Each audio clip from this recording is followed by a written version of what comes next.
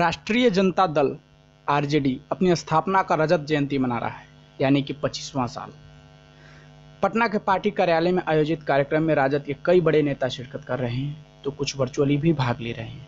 कार्यक्रम को संबोधित करते हुए तेज प्रताप यादव ने अपने ही पार्टी पर तंज कसते हुए कहा है कि जो जिम्मेदारी मिली है उसे पूरा करना चाहिए।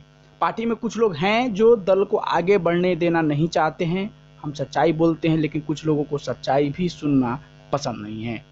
तेजस्वी यादव को सलाह देते हुए तेज प्रताप ने कहा कि जिला अध्यक्ष को जिम्मेदारी दें और सभी जिले में एक गाड़ी की व्यवस्था करें। अगर रात में किसी गरीब को अस्पताल ले जाने की जरूरत हो तो वो उस गाड़ी की मदद से समय पर अस्पताल पहुंच सके। तेज प्रताप यादव यही नहीं रुके, उन्होंने सभी लोगों से हाथ उठाने को बोला और कहा कि अगर हम सही बोल रहे हैं तो हाथ उठाकर समर्थन कीजिए।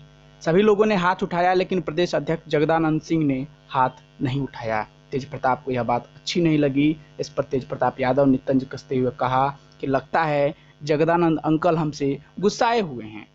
वहीं वर्चुअली लालू यादव ने भी कार्यक्रम में शिरकत किया।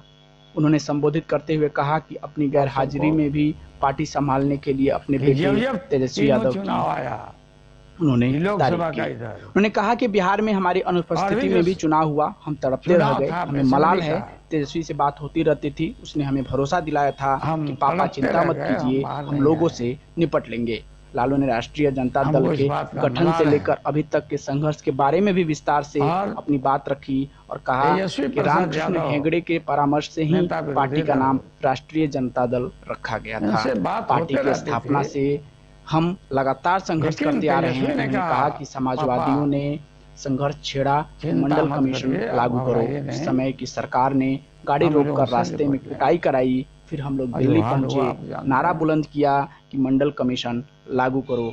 इंडिया गेट से हम लोगों को गिरफ्तार कर लिया गया, हालांकि बाद में रिहा कर दिया गया। राजद अध्यक्ष लालू यादव ने सरकार पर कोरोना काल में लोगों की मदद नहीं करने का आरोप लगाया। उन्होंने कहा कि देश हजारों वर्ष पीछे चला गया है, यह कोरोना और मौजूदा सरकार के चलते हुआ है। हालत यह है कि हम एक दूसरे से मिल भी नहीं सकते। कोरोना की तीसरी लहर आने वाली है, देश में अनगिनत मौतें हो चुकी हैं। चिकित्सा सहायता के अभाव में बिहार में भी अनगिनत मौतें हुई हैं। गांव में जो मरे सो अलग है, शहर में भी बहुत सी जाने गई हैं। किसी चीज़ का सरकार के द्वारा इंतजाम नहीं किया गया। देश जिस तरह से पिछड़ा है उसकी पूर्ति करना साधारण बात नहीं है। तो ये आज रजत जयंती जो आरजेडी के पटना कार्यालय में मनाई गई, उसकी अहम बातें थी जो हमने आपको बताई। ऐसे ही तमाम अपडेट्स के लिए और बिहार से जुड़ी खबरों के लिए हमारे साथ बने रहिए। तब तक के लिए धन्यवाद, अलविदा।